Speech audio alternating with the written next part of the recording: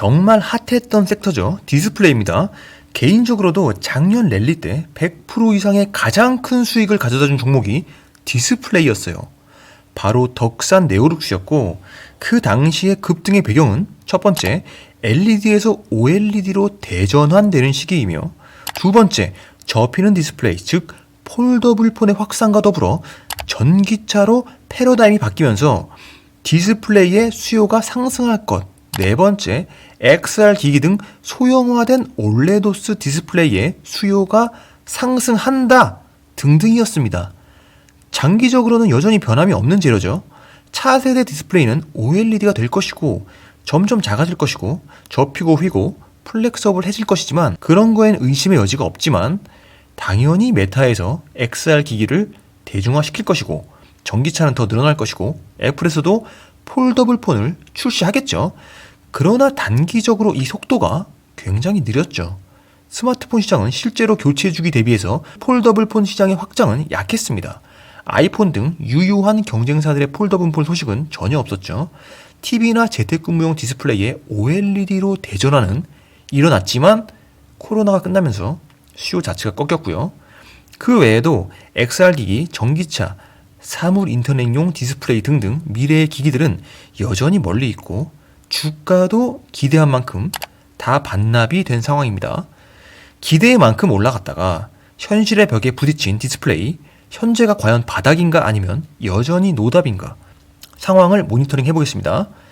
약 10개월 전에 82장짜리 키움증권발 산업분석보고서가 아주 잘 나온 게 있습니다. 디스플레이가 가장 뜨거울 때였어요. 낙관으로 가득한 보고서인데 이 보고서 안에 디스플레이 시장의 잠재성을 모두 담고 있어서 주가가 워낙 떨어져 있는 지금 다시 돌아보는 것이 의미가 있을 수가 있겠다. 흙 속의 진주를 이 보고서 안에서 찾아보겠습니다. 글로벌하게 보면 디스플레이 시장은 3강 체제라고 볼 수가 있어요. LG 디스플레이, 삼성전자, BOE.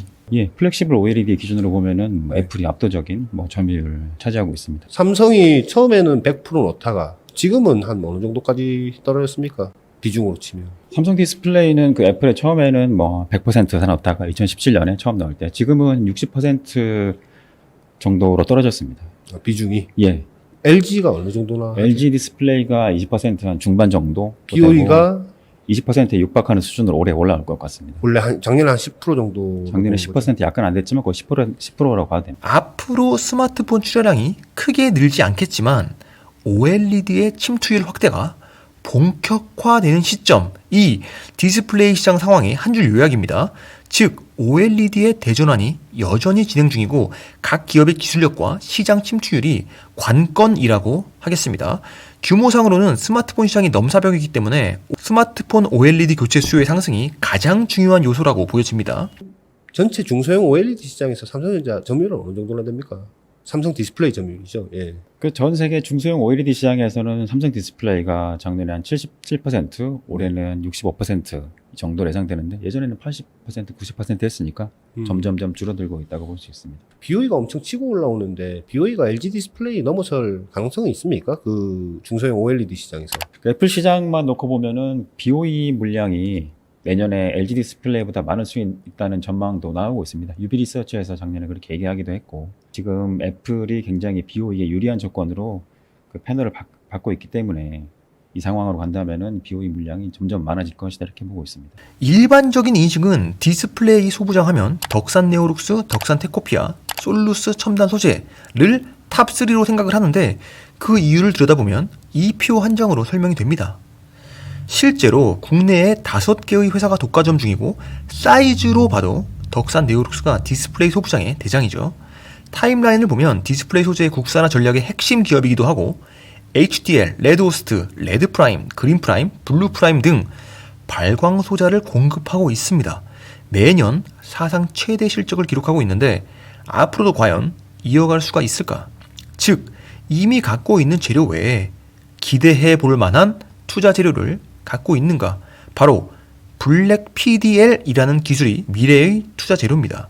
역시 소재 국산화의 연결선상에 있는 국위선양적인 기술인데 일본 도레이 첨단 소재가 독점해왔던 기존 PDL 시장을 덕산 네오룩스가 더 높은 기술력으로 개발한 블랙 PDL이 대체를 해버린 거죠. 기존의 도레이사의 소재는 투명색, 즉 폴라마이드 PDL이었다면 덕산 네오룩스는 검정색, 즉 블랙 PDL이고 비투가이드를 높여서 소비 전력을 20% 절감시켜주고 평광판을 없앤 무평광 OLED 패널이 가능하도록 해주는 핵심 소재인데, 바로 블랙 PDL이 평광판 역할 또한 수행을 하기 때문에 패널 두께도 축소가 되고 전력 소모 문제도 완화시키는 폴더블 폰의 핵심 소재라는 겁니다. 이미 갤럭시 Z 폴드 3에 성공적으로 탑재가 되었고, 향후 블랙 PDL이 기존 OLED의 구조를 완전히 바꾼 혁신적인 소재라고 해도 과언이 아니고, 블랙 PDL이 기존 PDL 시장을 지속적으로 대체해 나갈 것으로 예상이 된다. 덕산 네오룩스는 현재 블랙 PDL 캐파의 대규모 증설이 진행 중이라고 합니다. 참고로 도레이사가 삼성 디스플레이로부터 벌어들인 매출은 2020년 기준 1000에서 1500억 수준이라고 합니다. 현재 덕산 네오룩스는 중국 봉쇄의 영향으로 밸류에이션이 역사적 저점에 도달하였고, 하반기에는 역대 최고 실적이 예상되고 있어서 매수를 진지하게 고민하고 있습니다. 다시 한번 서플라이 체인을 들여다보면 눈에 띄는 회사가 하나 있는데, 디스플레이의 신흥 강자라고 할 수 있는 P&H 테크입니다. 시총 1,600억 원, 직원 수 50명, 작년 2월에 상장한 회사인데 무섭게 성장을 하고 있죠. 실제로 다른 디스플레이 소재 종목들이 빌빌거릴 때 상당히 견조한 주가를 보여주고 있습니다. OLED 소재 서플라이 체인에 당당히 비집고 들어간 것만 봐도 그렇고 점점 점유율을 늘려가고 있는 것도 대단한데, 특히 LG화학을 제끼고 단독으로 LG 디스플레이에 공급을 하게 된 것만 봐도 대단하죠. 기술력이 좋으면 계열사고 뭐가 없는 것이 IT의 속성임을 보여주는 사례라고 할 수 있어요. 네, P&H 테크. 이 회사가 넣은 재료가 CPL층의 재료를 넣게 됐습니다. CPL층이요? 처음이에요. 처음이군요. 네, 애플 아이폰용 LG의 그 OLED 제로셋에서는 CPL을 처음으로 넣었는데, 특히 듀퐁과의 협업을 기반으로 양산에 성공한 것을 기점으로 기술 경쟁력과 잠재력이 공존하는 눈에 띄는 회사인 것만은 확실하고, 듀퐁을 등에 업은 것이 여러모로 글로벌 시장 개척에 큰 도움을 준 거죠. 덕산 네오룩스가 블랙 PDL이 재료라고 한다면 P&H 테크의 넥스트는 뭔가? 바로 고굴절 CPL이라는 소재입니다. CPL은 OLED에서 빛을 내는 기능층의 음극 위에 증착하는 보조층이고, 발광층에서 나온 빛이 전극에서 반복적으로 반사될 때 나타나는 손실을 줄이고 빛이 디스플레이 쪽으로 향하게 하는 역할을 하는 소재이고, 고굴절 CPL은 기존 CPL의 재료 속성을 바꿔서 굴절률을 높이는 식으로 소비 전력을 줄인 기술입니다. P&H의 21년 매출 YOY를 181%로 만들어준 기술이죠. 이 모바일 OLED용 고굴절 CPL을 21년 2분기부터 공급하기 시작하면서 급성장을 하게 된 건데, 덕분에 영업이익률 15.1%의 흑자 전환에도 성공을 하였습니다. P&H 테크의 올해 매출액 증가율 60% 내외로 추정되고 OLED 패널 시장 성장률을 크게 상회할 것이라고 전망하고 있죠. 이것이 다른 소재 업체들에 비해 높은 밸류에이션을 받고 있는 이유인데, P&H 테크의 PER 44, PBR은 8배, 덕산 네오룩스의 PER 17인데 비해 PE가 2.5배나 높죠. 개인적으로는 덕산 네오룩스가 가격 메리트가 있는 게 아닌가라는 생각이 듭니다. 앞으로 지켜봐야 될 재료들은 첫 번째로 중수소를 활용한 OLED 발광 소재의 핵심 원료 BH입니다.